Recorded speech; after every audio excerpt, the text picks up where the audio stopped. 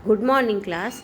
आज हम पढ़ रहे हैं आरोह गद्य खंड में अगला पाठ, जिसमें ये एक कहानी है पहाड़ी इलाके का और इसका शीर्षक है गलता लोहा।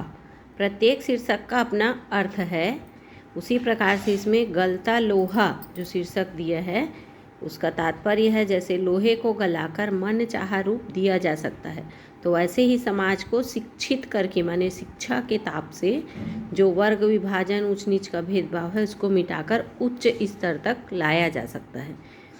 यहाँ पर ये जो चित्र दिखाई पड़ रहा है ये लेखिका है शेखर जोशी और इनके बारे में ये कहा गया है,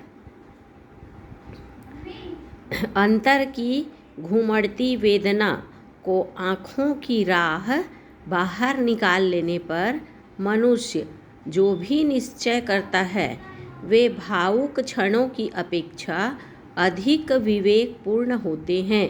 माने अपने आप में गहन विचार करने के बाद जिस प्रकार का भी फैसला लेते हैं अधिक महत्वपूर्ण होता है। ये इनका दाज्यू से कथन है। इनका जन्म 1932 अल्मोड़ा उत्तरांचल में हुआ। इनकी प्रमुख रचनाएं हैं कोसी का घटवार, साथ के लोग, दाज्यू, हलवाहा, नौरंगी बीमार है। ये है कहानी संग्रह और एक पेड़ की याद, ये है शब्द चित्र संग्रह। इन्हें पहल सम्मान से सम्मानित किया गया था। अब जो इसके नीचे आ रहा है साहित्यिक विशेषताएं, पहला, पिछली सदी का 6वां शतक हिंदी कहानी के लिए युगांतकारी। एक साथ कई युवा कहानीकारों ने अब तक चली आती कहानियों के ढंग रंग से अलग तरह की कहानियाँ लिखना शुरू की और देखते देखते कहानी की विधा साहित्य जगत के केंद्र में आ खड़ी हुई। पूरे उठान पर जो यह समय था उसको नाम दिया गया नई कहानी आंदोलन। तो आपको इसमें विशेषता लिखनी है, मतलब साहित्यिक विशेषताएं में पहला, पिछली सदी के 6वें शतक में नई कहानी आंदोलन का आरंभ हुआ। इस आंदोलन के बीच बहुत सारी परिवर्तन हुए। प्रगतिशील पक्ष का प्रतिनिधित्व करती हैं शेखर जोशी जी। समाज का मेहनतकश और सुविधाहीन तबका ये प्रतिनिधित्व करती हैं तक में एक विशेषता हो गई।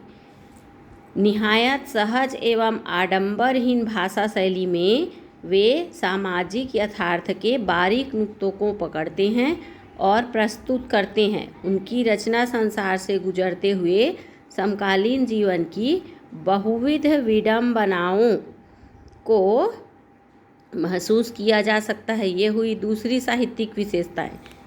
तीसरी साहित्यिक विशेषता है शेखर जोशी जी की कहानियाँ विभिन्न भारतीय भाषाओं के अतिरिक्त अंग्रेजी, पोलिश और रूसी में भी अनुदित हो चुकी हैं। उनकी प्रसिद्ध कहानी दाज्यू पर चिल्ड्रंस फिल्म सोसाइटी द्वारा फिल्म का निर्माण हुआ है। ये हुई साहित्यिक विशेषताएं तीसरी। उसके नीचे जितना दिया गया है वो है पाठ का केंद्रीय भाव, माने पाठ में क्या बताया गया है। गलता लोहा शेखर जोशी जी की कहानी का एक प्रतिनिधित्व नमूना है। कहानी कला जो उनके में थी कि कल्पना करके कहानियों के माध्यम से समाज को जो शिक्षा मिल पाती थी उसका एक नमूना है ये। समाज के जातिगत विभाजन पर कई कोणों से टिप्पणी करने वाली यह कहानी इस बात का उदाहरण है कि शेखर जोशी के लेखन में अर्थ की गहराई और दिखावा बड़बोलापन जितना ही कम है, माने बहुत कम है कि बहुत ज़्यादा जटिलता ना करके लोगों के समझ में आए ऐसे आंचलिक भाषाओं का प्रयोग कर वे समझाने का प्रयास करती हैं। वास्तविक अर्थ गांभीर्य उतना ही अधिक लेखक की किसी मुखर टिप्पणी के बगैर, माने ऐसा नहीं है कि जो साहित्यिक उच्च स्तर पे हैं माने लेखन के विभाग में हैं वे ही जान पाएंगे उनकी जो रचना है उसको जन सामान्य पढ़कर और समझ पाते हैं।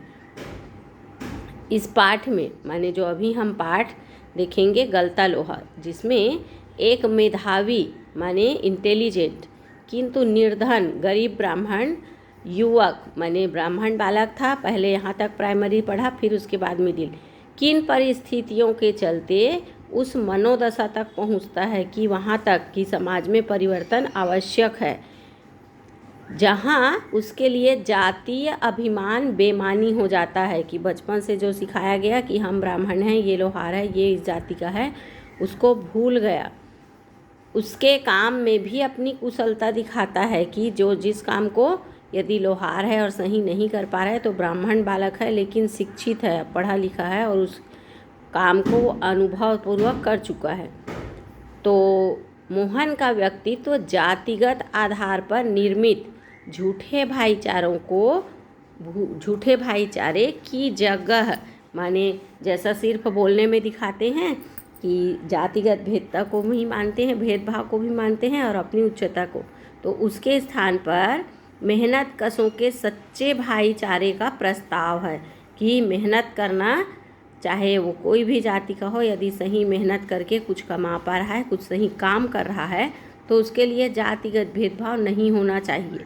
मानो लोहा गलकर एक नया आकार ले रहा हो, जैसे लोहा बहुत ज़्यादा तापमान पर गलता है, गलने के बाद ही उसको मनचाहा आकार, चाहे छड़ हो, चाहे किसी औजार के रूप में हो, चाहे कोई बर्तन हो, बनाया जा सकता है। तो वैसे ही यदि समाज में उच्च शिक्षा हो, लोग शिक्षित हो जाएं, लोगों का विचार उच्च हो जाए, तो समाज में परिवर्तन निश्चित है।